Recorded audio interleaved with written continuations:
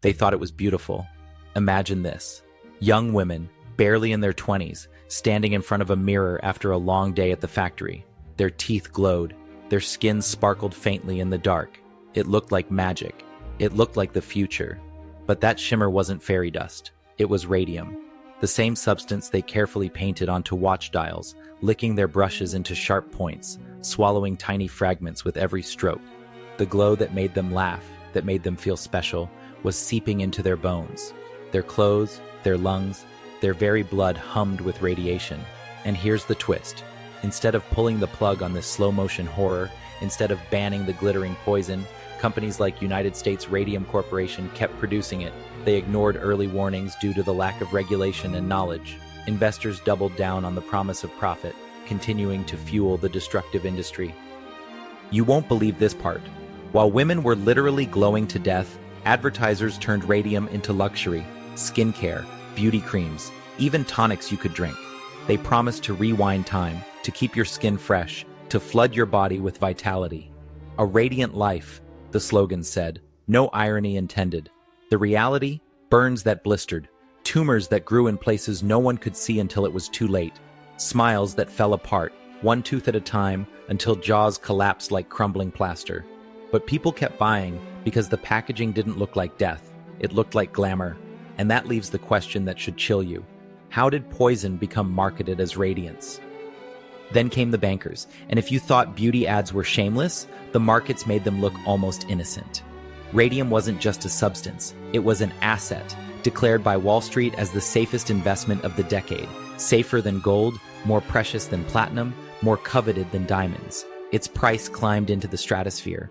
Owning a piece of radium meant you weren't just wealthy, you were touched by modernity itself, a patron of progress. The glow meant power, it meant status, it meant the future was yours. But progress has a cost, and when the price of a miracle is written in human lives, how long can the glow really last? Picture this, a dimly lit club in the 1920s, crystal glasses raised high, champagne fizzing in the glow of chandeliers. Only these weren't ordinary cocktails. They were laced with radium. Yes, the very substance that would later rot bones and hollow out jaws was, for a moment in history, marketed as the ultimate luxury tonic, Radithor. Guests toasted to glowing health, believing every sip made them stronger, younger, almost immortal. They weren't just drinking. They were part of a performance, a celebration of modern science bottled in liquid form. But here's where it gets darker. This wasn't some niche fad reserved for the wealthy elite. The obsession was spreading. Fast. The glow was about to move from the ballroom into everyday life. Imagine walking into your local pharmacy and buying death in a bottle, labeled as medicine. That's exactly what people did. Radium water sat proudly on counters, promising to cure headaches, restore vitality, even lift the fog of depression. Doctors prescribed it. Patients drank it faithfully, convinced that each swallow was a step toward perfect health. Housewives kept it in their cabinets. Athletes swore by it. The idea was seductive. Drink light itself, drink energy, drink the future. But what they weren't told is that their miracle tonic was already eating away at them from the inside. And the most horrifying part? By the time the truth began to surface, it was far too late for many. To own radium was to hold bottled lightning, literally. In the dark, it gave off a faint, otherworldly glow. People would open boxes just to marvel at the shimmer. It wasn't just science, it was theater, a private show of modernity. That glow became a symbol, a badge of status. If you had radium on your vanity, in your medicine cabinet, or swirling in your drink, you weren't just keeping up with the times, you were ahead of them. It was danger disguised as prestige, and no one wanted to be left behind. But prestige doesn't last forever. And Snart, the glow that symbolized progress, would ignite one of the most scandalous reckonings of the modern age. Radium wasn't just medicine, it was money. Imagine the frenzy. Radium mines in Colorado, Utah, and beyond being chopped into shares, bundled into trusts, and sold to the public like the future was already guaranteed. Brokers whispered that radium would cure disease, light cities, and make investors rich beyond imagination. And people bought it, hook, line, and glowing sinker. It was the hottest ticket in finance, a bet not just on science, but on immortality itself. Sound familiar? It should. This was the same playbook later used for subprime mortgages, for dot-com bubbles, for cryptomanias, the promise of endless growth, right up until the moment the glow begins to fade. If Wall Street sold dreams, Madison Avenue sold illusions. Agencies plastered posters with radiant women, their faces bathed in light, holding up bottles of liquid sunshine. Magazines promised vitality, beauty, even eternal youth, all through radium. The message was simple: light equals life. To shine was to thrive. To glow was to be modern. And who wouldn't want that? But here's the twist. While glossy ads sold health, the women actually making those luminous products weren't glowing with radiance. They were decaying, one jaw, one bone, one body at a time. Behind closed doors, investors laughed. They joked that consumers weren't buying cosmetics or tonics, they were buying immortality. That was the gag. While many scientists and experts warned about the risks of radium, in the 1920s, the danger wasn't fully understood by everyone. Many still believed it had health benefits. But in the boardroom, conscience didn't stand a chance against profit margins. The executives toasted their own brilliance, convinced they'd bottled the future. Meanwhile, in the very same factories, the women whose hands made that future shine were falling apart. Their bodies were keeping score, and the cracks were beginning to show. The first sign was the teeth. Perfectly healthy young women suddenly losing them, one by one. Then came the jaws, crumbling, literally disintegrating from the inside out. Doctors who examined them saw something horrifying. Bones that looked as if they were being eaten alive. Some girls collapsed on the job. Others found tumors so radioactive they glowed faintly under X-rays. The miracle substance wasn't outside them anymore.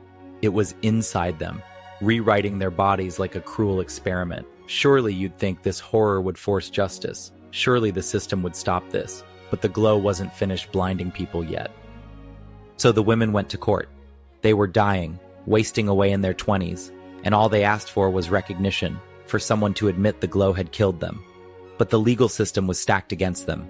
Judges demanded proof, as if glowing tumors and shattered bones weren't enough. Lawyers argued that maybe it was hysteria, or syphilis, or anything but the company's shining product. They denied any link between the diseases and radium, instead blaming other causes. Every day in court cost the women strength they didn't have. Their time was measured not in months or years, but in how many hearings their bodies could survive. The system wasn't built to protect the poisoned. It was built to protect the profits. And what about the scientists? Surely they would speak out. Surely the pursuit of truth would matter more than the glow of wealth. But many of them didn't. Some, like Marie Curie, did warn about the risks of radiation, but their voices were often ignored.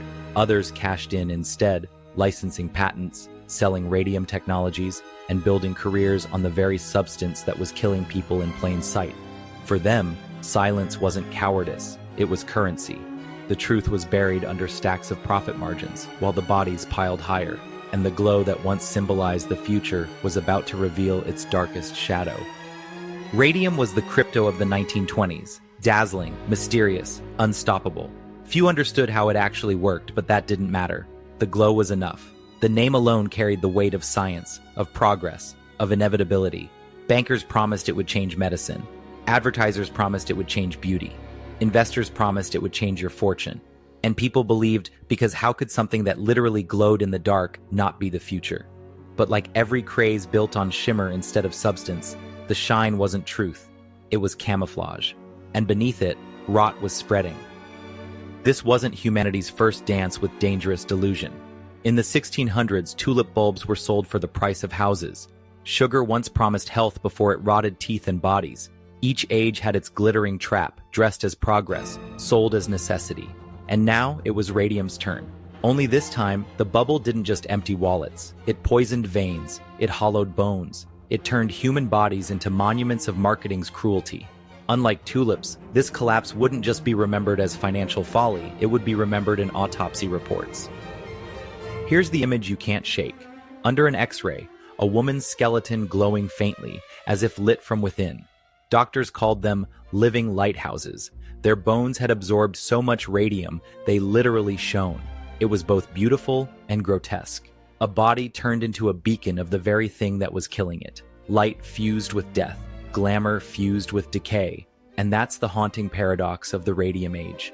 The glow was never outside. It was inside, burning them alive until the same radiance sold as progress revealed its true face.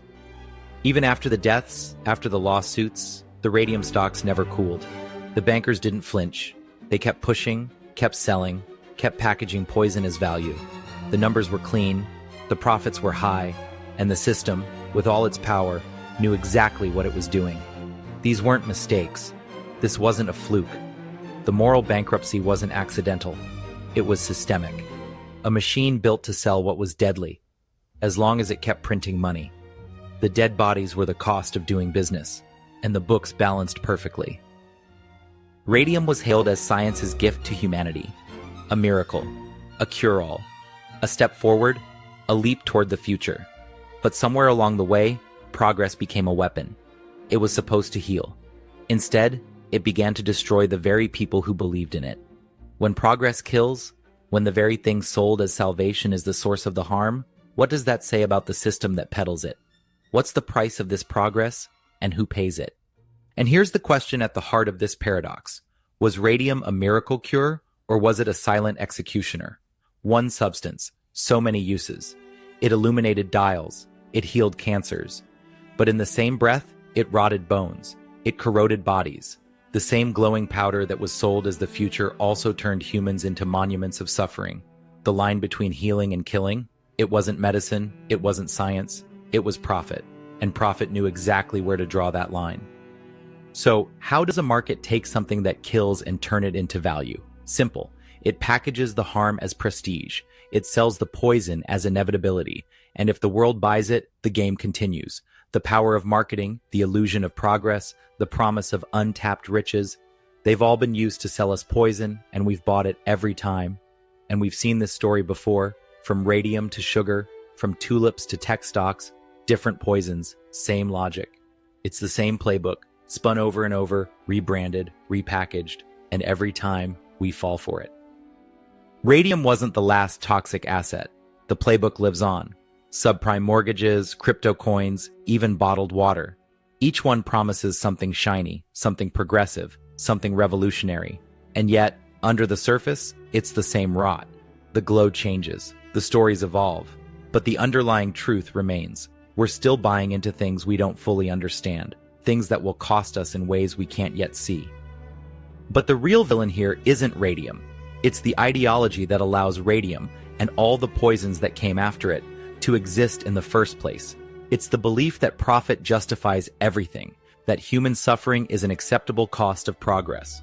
That ideology, it's not dead, it's still breathing, and it's still running the show. If the markets could sell radium as a health miracle, what are they selling us today? What are they packaging and peddling, wrapped in shiny promises and glowing ads that might not just harm us, but slowly kill us? Our trust is the most valuable currency they have. It's the most dangerous weapon they use. And as long as we keep buying into these narratives, as long as we keep believing, we're still playing the game. The red thread comes full circle. How do we know what we're buying isn't killing us? And now we're left with one question. When does the glow of progress stop hiding the rot beneath? We've seen it with radium. We've seen it with crypto, subprime mortgages, and countless other bubbles. So, what's next? If this story made you think, consider subscribing for more dives into history's darkest corners. Like this video if you believe the line between progress and poison is thinner than we realize, and drop a comment. What modern miracles do you think are hiding their own dangerous truths? Let's discuss. Before you go, check out my last video on the hidden billion-dollar market of sand. You'd be surprised just how far the consequences of something so common stretch. Click here to watch.